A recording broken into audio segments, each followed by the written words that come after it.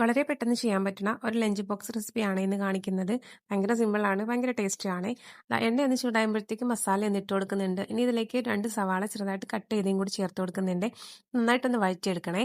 ഒന്ന് വഴറ്റി വരുമ്പോഴത്തേക്കും ഇഞ്ചിയും വെളുത്തുള്ളിയും പച്ചമുളകും കൂടി ഒന്ന് ചതച്ച് ചേർത്ത് കൊടുക്കുന്നുണ്ട്. എരിവിന് ആവശ്യമായിട്ടുള്ള പച്ചമുളകൊക്കെ ചേർത്ത് കൊടുക്കണേ. എന്നിട്ട് ഇതൊന്ന് സോട്ടായി വരുമ്പോഴത്തേക്കും ഇതിലേക്ക് മഞ്ഞൾപ്പൊടിയും മുളക് പൊടിയും കൂടി ചേർത്ത് കൊടുക്കുക. ഇതൊന്ന് ഫ്രൈ ആയി വരുമ്പോഴത്തേക്കും ഇതിലേക്ക് തക്കാളിയാണ് ചേർത്ത് കൊടുക്കുന്നത്. 2 വലിയ തക്കാളി, പഴുത്ത തക്കാളിയാണ് ചേർത്ത് കൊടുക്കുന്നത്. അത് നമ്മളൊന്ന് വഴറ്റിയെടുക്കണേ. ഇതൊന്ന് ജസ്റ്റ് ഒന്ന് വഴറ്റി വരുമ്പോഴത്തേക്കും ഇതിലേക്ക് ഫ്രോസൺ പട്ടാണിയാണ് ചേർത്ത് കൊടുക്കുന്നത്. അതും കൂടി ഒന്ന് ചേർത്ത് കൊടുത്തിട്ട് ഇത് രണ്ടും കൂടി നന്നായിട്ടൊന്ന് മിക്സ് ചെയ്ത് ഒന്ന് വേവിച്ചെടുക്കുക.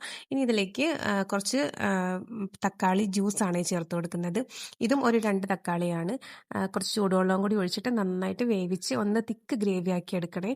നല്ല തിക്ക് ഗ്രേവി ആക്കി എടുത്തിട്ട് വേണം റൈസ് ചേർക്കാൻ വേണ്ടിയിട്ട്. വേവിച്ച് വെച്ചിട്ടുള്ള റൈസാണ് ചേർത്തെടുക്കുക. ഇനി ഇത് നന്നായിട്ടൊന്ന് മിക്സ് ചെയ്തെടുക്കുക. നല്ലപോലെ മിക്സ് ചെയ്തെടുക്കണം.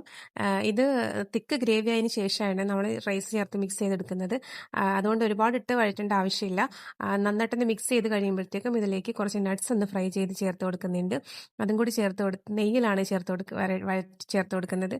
അതോടെ ചേർത്ത് കൊടുത്ത് കഴിയുമ്പോൾ നമ്മുടെ ചോറ് റെഡിയാണ്. അപ്പം നമ്മുടെ ഇന്നത്തെ ലഞ്ച് ബോക്സ് ടൊമാറ്റോ റൈസ് ആണ്. അടിപൊളി ടേസ്റ്റ് ആയിട്ടുള്ള റൈസ് തന്നെയാണ്.